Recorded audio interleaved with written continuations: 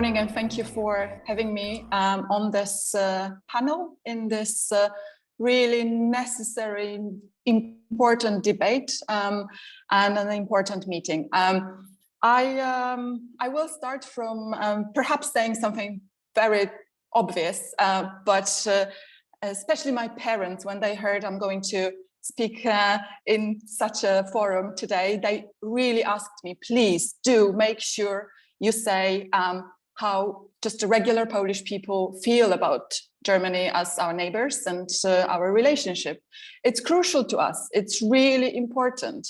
And we cannot let it slip. We cannot let populist politics to make it hard again, because it's been hard enough in the past. And we worked so hard for so many years to bring it on track and to really build our relationships.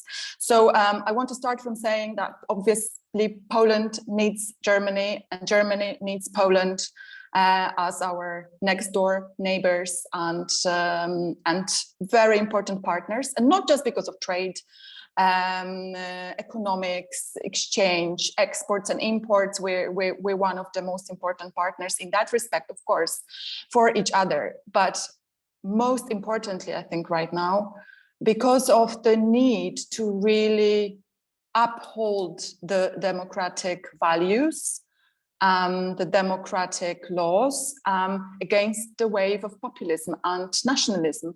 That is, whenever we look away, whenever we think it's done and not a threat anymore, it's actually coming back to threaten us.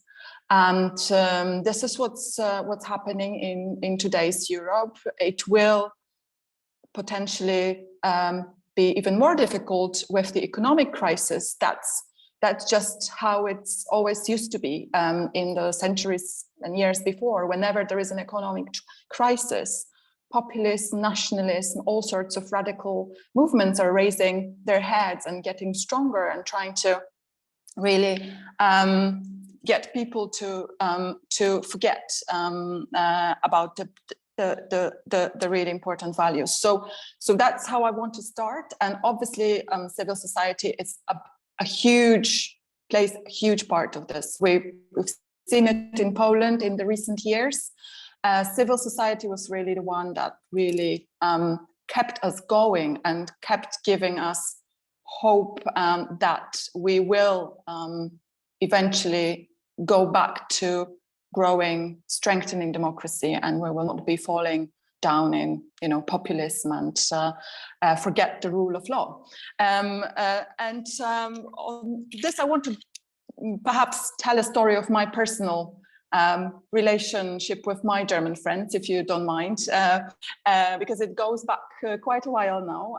It started, I think, in the year 2000, when I was a student, and as a student of management school in Poland, I went to as a part of Socrates Erasmus exchange between students, and I think it was really crucial for me to open up my outlooks on and really learn about German culture and made friends.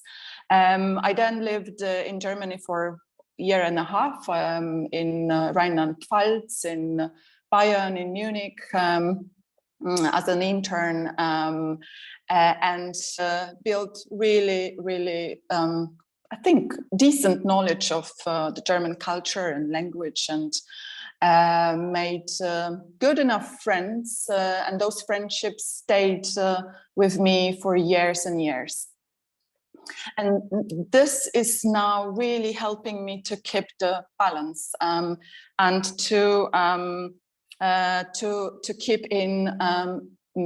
keep partnerships and just regular daily work together with my Green Party members from Germany, together with the members of the European Parliament from Germany, and I can really truly say that we are European through and through from our identity, thanks to those scholarships, partnerships, student exchanges, living in the country, learning the language. And we, as Greens, work on climate, on rule of law, on democracy, daily with our partners from Germany, mostly from German Greens, but not only. And I think this is this then results in seeing many issues and challenges that we're facing, like climate change, like rule of law issues, as something that we have to solve, not on a national level, but as our European problem. And we're looking for solutions at the European level. And we're discussing this in the European Parliament and groups, how to strengthen it. So that's the kind of basis and found many people. I'm saying that to tell you that I know for sure that I'm not the only one who does that and who learns German and speaks to German friends and partners almost on a weekly and daily basis and approaches the same problems and challenges together. I was in a German embassy just last week in Warsaw, and I've learned there that the biggest group of foreigners learning German outside of Germany is in Poland. So that's also already happening. What is happening right now are obviously challenges and issues stirred by the politics of today, also the politics of Poland of today. And so the topics like war reparations are being raised just purely as political tools to stir up the emotions, to stir up the old conflicts that we've worked so hard to put firmly into the past. I just also want you to know that I'm quite sure that the young generations of civil society and Poles today don't want this to be used as political weapons and to be dividing people.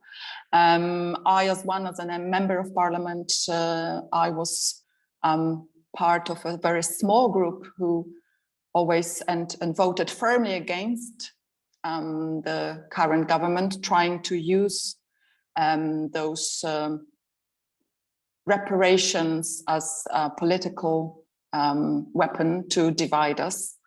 And I know that majority of the democratic opposition in Poland was with us in their hearts.